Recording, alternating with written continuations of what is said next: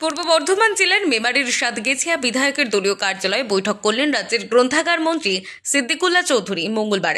মেমারি 2 নম্বর ব্লকের অন্তর্গত 7টি গ্রাম পঞ্চায়েতের প্রধান, উপপ্রধান এবং পঞ্চায়েত সমিতির পদাধিকারীদের নিয়ে এদিনের এই বৈঠক হয়। মূলত গ্রাম্য এলাকায় বিভিন্ন উন্নয়নমূলক প্রকল্পে বিধায়ক তহবিল থেকে অর্থ প্রদান করে যাতে দ্রুত কার্য সম্পন্ন করা যায় সে বিষয়ে কথা বললেন বিধায়ক। পাশাপাশি এবারের পূর্ব বর্ধমান জেলার 8ম বইমেলা নিয়ে স্থানীয়দের নেতৃত্বের কৃতিত্বের কথা তুলে ধরেন বিধায়ক। তিনি বলেন, 8ম বইমেলার সফলতা স্থানীয় নেতৃত্বদের কৃতিত্ব।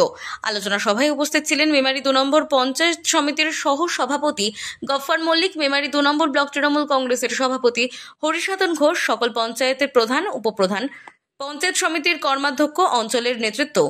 আমরা 9টি অঞ্চলের অঞ্চল প্রধান, উপপ্রধান, অঞ্চল সভাপতি তাদের নিয়ে বসেছি।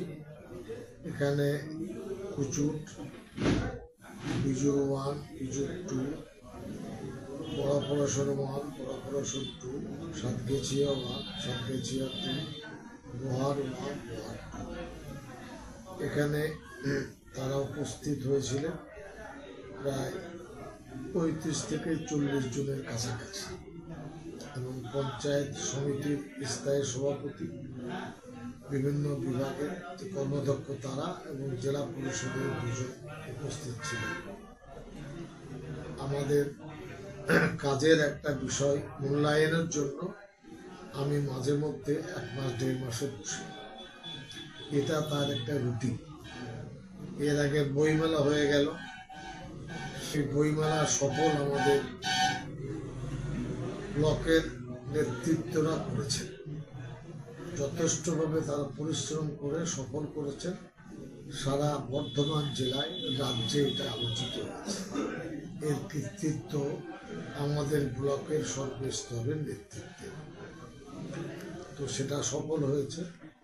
আজকে আমরা একটা সিদ্ধান্ত নিয়েছি, স্কুল আমি চাইছি। তাছাড়া এই বিধায়ক তহবিল থেকে নামা মন্তেশ্বর প্রথম লটে আমি যা দিয়েছিলাম সেটা হয়ে গেছে। দ্বিতীয় তলার কাজও প্লাস্টার চলছে, মানে বিধায়ক তহবিল থেকে দ্বিতল একটি ভবন তৈরি হয়ে গেছে। এটা একটা বড় কাজ।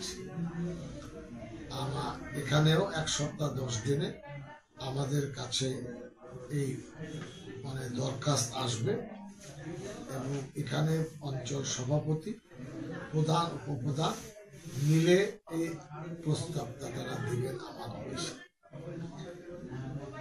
আমার অঞ্চল বা আমার বিধানসভা অনেক ভালো। এর মধ্যে কিছু মেমারি থেকে মৃত্যুঞ্জয় যশের রিপোর্ট, আনন্দ বার্তা।